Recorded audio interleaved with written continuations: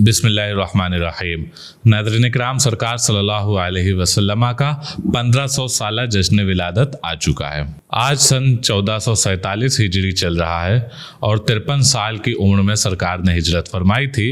इस लिहाज से जब हम 1447 में 53 और जोड़ते हैं तो 1500 हो जाता है। तो हम सरकार सल्लल्लाहु अलैहि वसल्लम का 1500 साला जश्न विलादत मनाने जा रहे हैं। इस हवाले से पयाम इस्लाम पे आपको मुसलसल सीरत सीरीज़ के वीडियोस देखने को मिल रहे हैं, जिसमें सरकार सल्लल्लाहु अलैहि वसल्लम की ज़िंदगी के अलग अलग पहलुओं को डिस्कस किया जा रहा है। आज के इस वीडियो में हम जश्न चिरागा और जुलूस मोहम्मदी के हवाले से कुछ इस्लाहात की गुजारिशें आपसे करेंगे,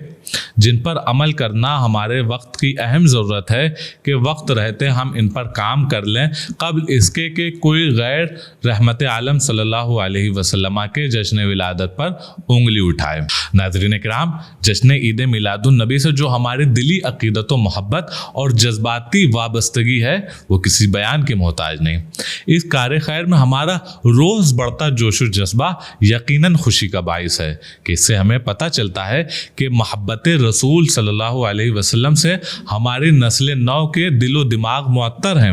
और वो सरकार सल्लल्लाहु अलैहि वसल्लम से अक़ीदत व मोहब्बत का एक रिश्ता बनाए हुए हैं और सरकार की बारगाह में अपने जान और अपने माल का नजराना पेश करने के लिए आमादा हैं। लेकिन इसी जश्न विलादत में कुछ सादा और सीधे लोग नादानी में और कुछ औबाश तबाह लड़के सरकशी में ऐसी नाजेबा हरकतें करते हैं जो न सिर्फ कौम मुस्लिम के लिए बाइस जिल्लत बनती हैं बल्कि पूरी सोसाइटी के लिए ज़हमत का सबब बनती हैं। इसलिए ज़रूरत इस बात की है कि इस सिलसिले में इस्लाही कोशिशें की जाएं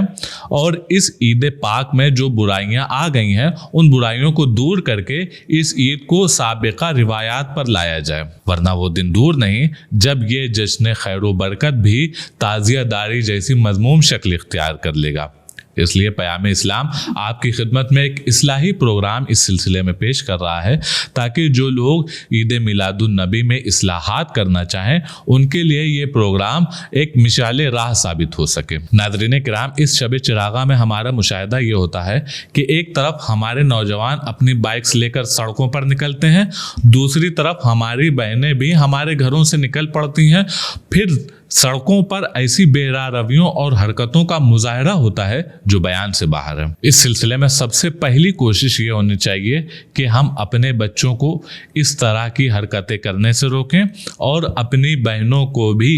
इन महफिलों की जीनत बनने और फालतू बाजारों में घूमने से रोकें। जश्न चिरागा जब मनाया जाए तो उसमें कोई भी गैर शरई काम नहीं होना चाहिए। तमाशे, मेले, सर्कस, खेल कूद, डीजे, गाना बजाना, ढोल ताशा, लड़ाई झगड़ा, मारपीट, ये सारी चीज़ों से सख्त परहेज जश्न चिरागा में होना चाहिए। जश्न चिरागा जब मनाया जाए तो उसमें यह भी ख्याल रखा जाए कि बड़े बड़े मॉडल्स और गेट्स मेन रोड से हटकर बनाए जाएं ताकि मजदूरों, मरीजों और राहगीरों को कोई परेशानी ना हो। मेन रोड्स पर सिर्फ लाइट्स लगाई जाएं ताकि आँखों को भला भी लगे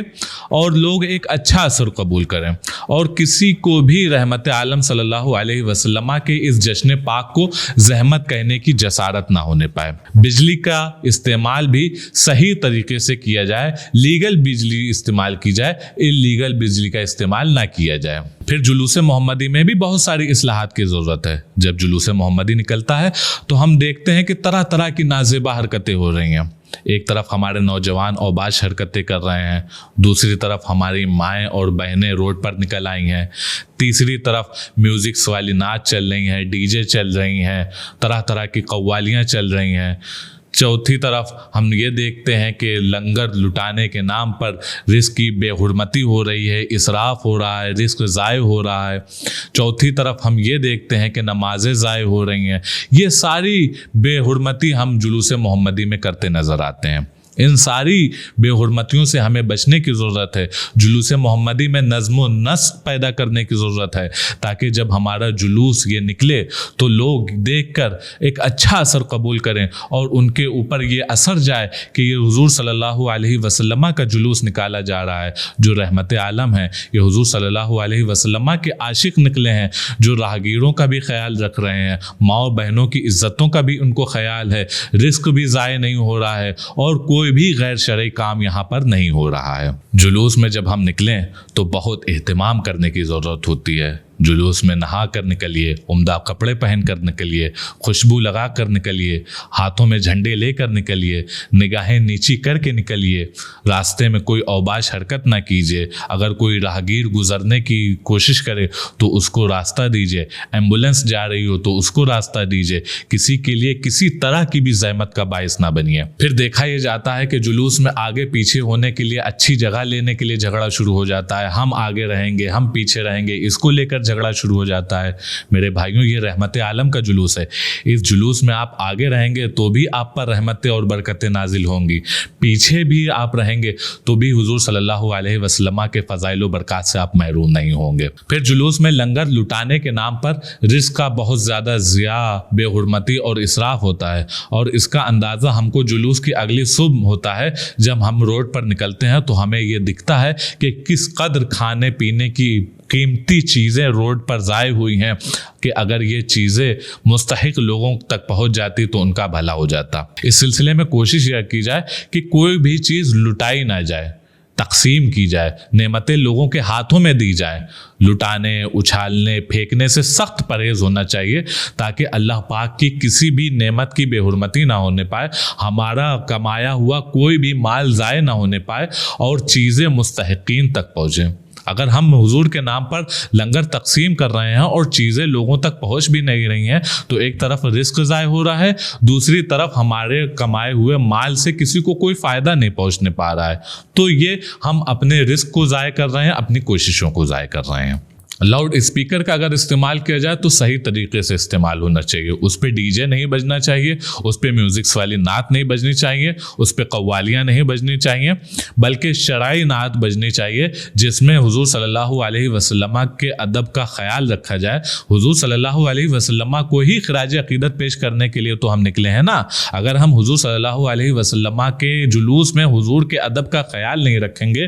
حضور کے جلوس میں ہم ڈی جے والی نعتیں بجائیں گے، حضور کی فرمانی کریں گے، اچھل کود کریں گے، ڈانس کریں گے، الٹی سیدھی حرکتیں کریں گے، تو ہمارا حضور صلی اللہ علیہ وسلم کے اس جشن پاک میں نکلنا بالکل ہی غلط ہو جائے گا۔ بہتر یہ ہے کہ ہم وہ نعتیں چلائیں جو شرعی طریقے پر پڑھی گئی ہوں، اور سب سے بہتر طریقہ تو یہ ہے کہ ہم خود حضور صلی اللہ علیہ وسلم کی بارگاہ میں خراج عقیدت پیش کرتے ہوئے چلیں، نعتیں پڑھتے ہوئے چلیں، ہم خود نعتیں پڑھیں، ہم خود حضور صلی اللہ علیہ وسلم کی بارگاہ میں درود پڑھتے ہوئے چلیں، ریکارڈنگز نہ بجائیں بلکہ خود حضور کی بارگاہ میں نذرانہ عقیدت پیش کریں۔ اس سے جہاں ایک طرف ہم ادب کے دائرے میں آ جائیں گے، دوسری طرف ہمارے دل میں حضور صلی اللہ علیہ وسلم کی نعت پڑھنے کا ایک جذبہ بھی پیدا ہو جائے گا اور ہم نعت پڑھنا بھی سیکھ جائیں گے۔ اور آواز میں بھی اس کا خیال رکھا جائے کہ بہت زیادہ تیز آواز نہ ہو۔ بسا اوقات ایسا ہوتا ہے کہ بغل سے بچے گزرتے ہیں تو وہ ڈر جاتے ہیں، گھروں میں جو لوگ بیمار ہوتے ہیں ان کو دھچکا لگ جاتا ہے،